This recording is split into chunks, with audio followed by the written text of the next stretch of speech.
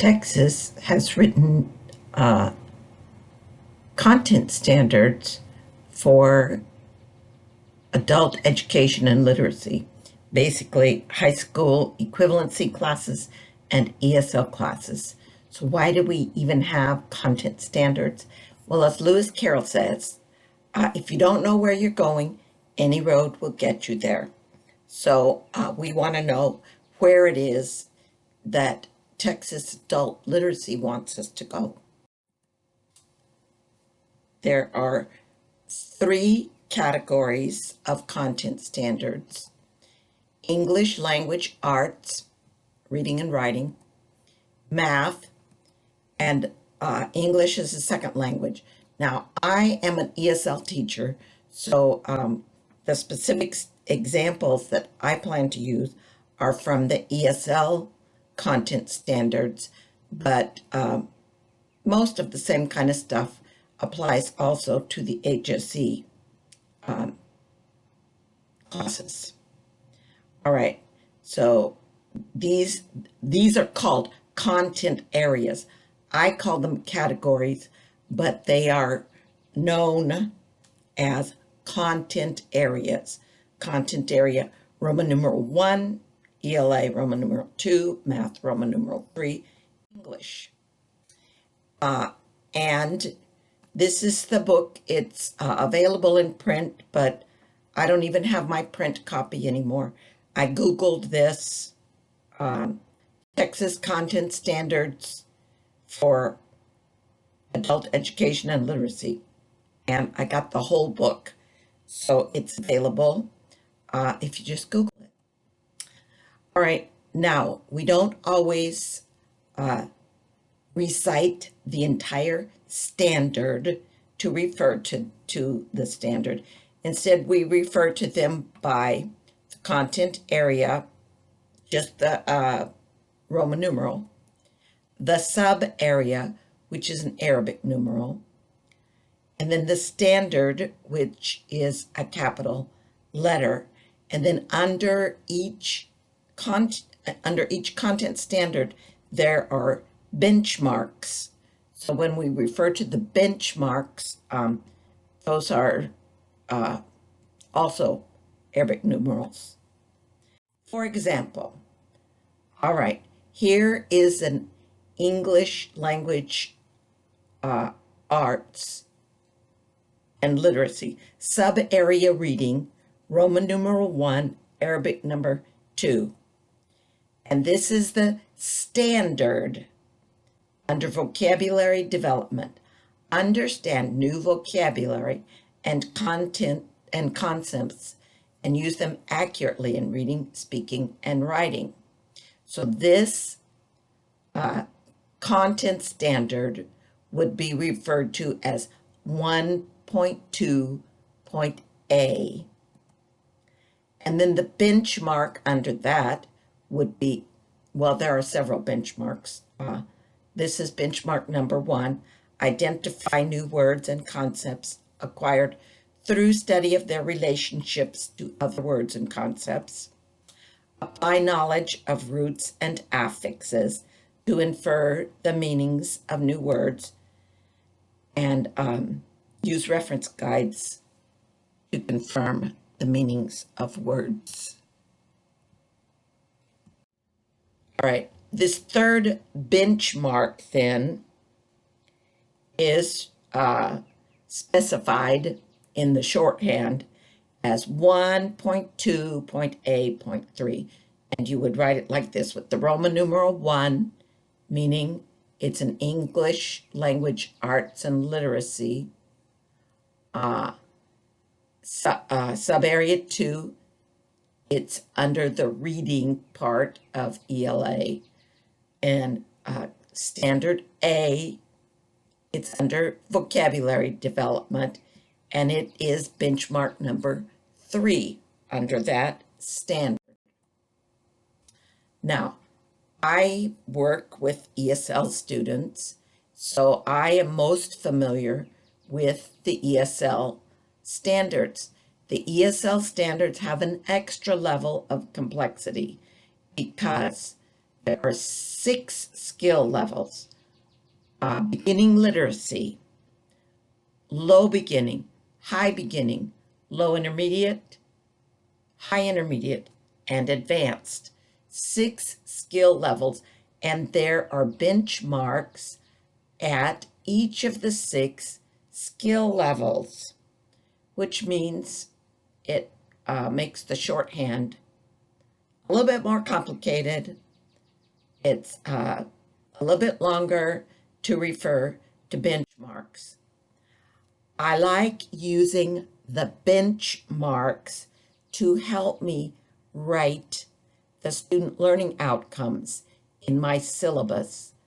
Mostly, I do that because the benchmarks are written more in terms of measurable action words, and the standards are a little bit more general, harder to measure. But it's a little bit easier to measure the benchmarks. So when I write the syllabus for any level of ESL, I refer, well, the benchmarks do refer to the standard, but I try to specifically use the language of the benchmarks because I feel like they're, like I said, easier to measure. For example, here is standard 3.3.B, and this is an overarching standard. It applies to all levels of ESL. It applies to beginning literacy. It applies to low beginning, high beginning, all the way up to advanced. But the benchmarks are written differently. So this is the standard. Standard 3, you know it's ESL because of this Roman numeral 3. Point 3, you know that it's reading because under ESL, 1 is listening, 2 is speaking, 3 is reading, and 4 is writing. Those are the sub areas in ESL. All right, and this is standard B under ESL reading. Identify the central skills or hypothesis and supporting details. All right, and here is one of the benchmarks at level 3. It's a benchmark for that standard, and this is the way one of the benchmarks is written at level 3. This is benchmark number 6. Identify main idea and supporting details of an extended paragraph, in other words, one long paragraph, or multi-paragraph text on a familiar topic. So this is a more limited measure, if you will, than just identify the main idea or hypothesis. That's very, very broad and general, but this narrows it down to the kind of text that these students will be reading in order to identify the main idea. So, in my syllabus for the level 3 students, I write one of the student learning outcomes in that syllabus is almost word for word from the benchmark. Identify the main idea and supporting details of an extended paragraph or multi-paragraph text on a familiar topic. And then I do not give this green text to the students.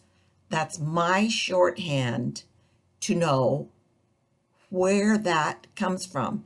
It comes from Roman numeral 3, ESL, Arabic number 3, reading.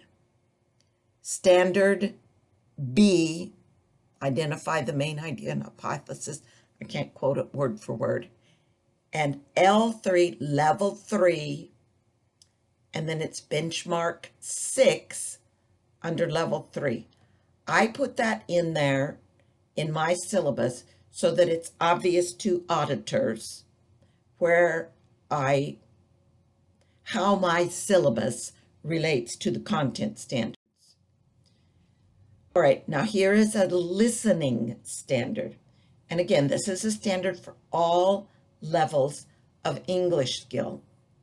I just want to show you that not always is the student learning outcome word for word from the benchmark. All right, so this is 3, Roman numeral 3, that tells us it's ESL. Arabic numeral 1, that tells us it's listening ESL. And standard E says participate in and comprehend conversations face-to-face or via electronic media. What's electronic media? Things like phone, recordings, PA, public address system announcements, radio, television. Those are all electronic media. All right, here are some benchmarks that I found for that standard at level 3. Comprehend messages while engaged in face-to-face conversations, such as simple social exchanges. Comprehend messages in routine listening tasks. All right, phones, brief messages, announcements over the loudspeaker in a store. All right. And then benchmark number 4, listen and respond to spoken language that conveys basic information and contains high frequency vocabulary. So again, this limits the kind of listening they will do to something appropriate at their level. So in my syllabus for the high beginning students, that's level 3 is the high beginning, I wrote this: listen and respond to spoken language, whether face-to-face or electronically mediated, that conveys basic information and contains high frequency vocabulary. So then the shorthand, Roman numeral 3, that tells us ESL.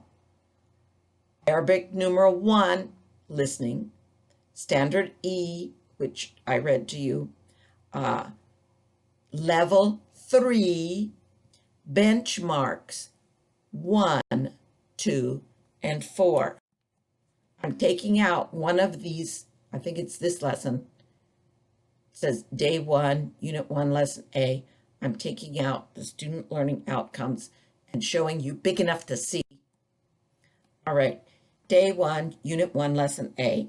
All right, so referring to student learning outcome in my syllabus, in my daily lessons, I don't refer all the way back to the content standards. My syllabus already refers back to that. All right, so for student learning outcomes 2 and 12 in my syllabus, repeat the phrases you hear the teacher pronounce. For student learning outcome 3 in my syllabus, acquire vocabulary for describing people. And then this is the benchmark, the student learning outcome that we looked at in a little more detail. Identify the topics of brief recorded conversation by indicating the appropriate pictures. All right. So here is the outcome, and this is how I matched it up. The course outcome in the syllabus says listen and respond to spoken language.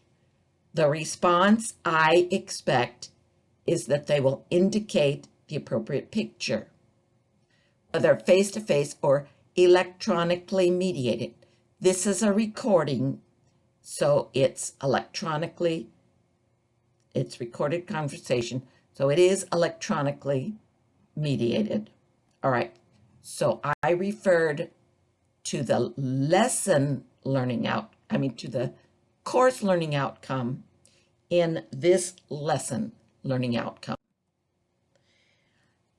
In my opinion, the advantage of planning your course this way, I know where I'm going, all right? My daily lessons are half done at the beginning of the year when I make that daily plan.